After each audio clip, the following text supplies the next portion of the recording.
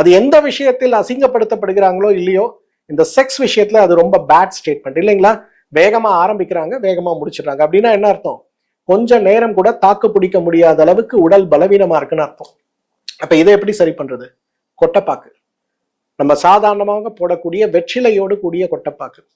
நல்லா யோசிச்சு பாருங்களேன். நம்மளோட தாத்தாவுக்கு தாத்தாலாம் வெத்தலையில பாக்கு, சுண்ணாம்பு, அது கூட கிராம்பு வச்சு, ஜாதி பத்திரி வச்சு சாப்பிடுவாங்க.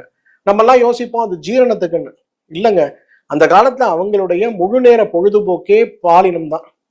அவங்க கலவையில் ஈடுபடுவது தான் அவங்களோட ஃபுல் டைம் ஜாபே. அதுவும் நீங்க நம்ம அதிகமாக விவசாயம் இருக்கக்கூடிய பூமிகள்லாம் போனீங்கன்னா மிகப்பெரிய அளவுல அவங்களோட ஹாபியே செக்ஸ் தான்.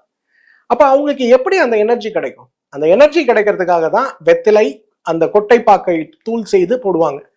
கொட்டைப்பாக்குடைய மிகப்பெரிய பலம் என்ன தெரியுமா? விந்தை கட்ட வைக்கும்.